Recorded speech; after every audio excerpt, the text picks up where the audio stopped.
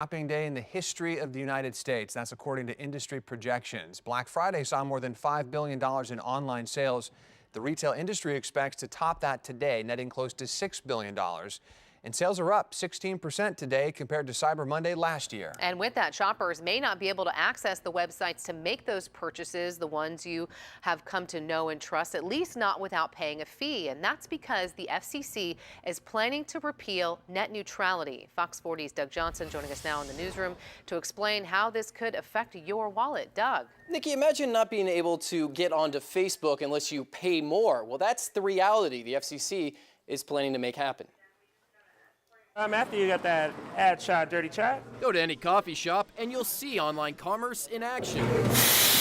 Because I saw it on Black Friday, but we were too busy, so. Sue Chafee is one of the millions of Americans taking advantage of Cyber Monday's deals. Sometimes in the store, it's hard to find a clerk.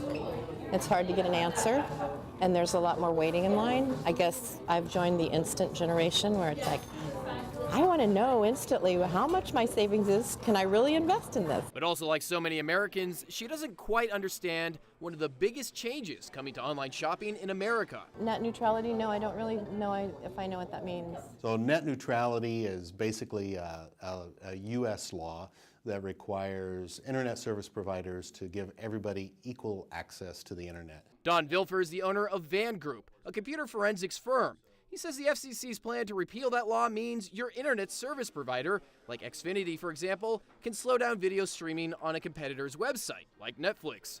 They can also start charging more for access to certain websites, a system that's already a reality in Portugal. You get access to the internet, but you can't go to Facebook. You don't get access to social media unless you pay an extra fee. For e-commerce, Vilfer believes it's small businesses who will suffer the most. As Amazon will be paying the fees to the ISPs to allow traffic to them, whereas small businesses that can't or don't pay those fees won't get the traffic directed to them. Already there's been backlash. More than 200 businesses and trade organizations, including Reddit, Airbnb, and Twitter, have signed a letter sent to the FCC asking the agency keep net neutrality.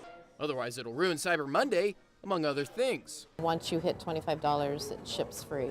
Chafee feels less internet access means less shopping around, and she doesn't want to be priced out of any cyber deals. If you had to pay an additional cost, and it wasn't just straight, I'm sorry, I'm with Obama.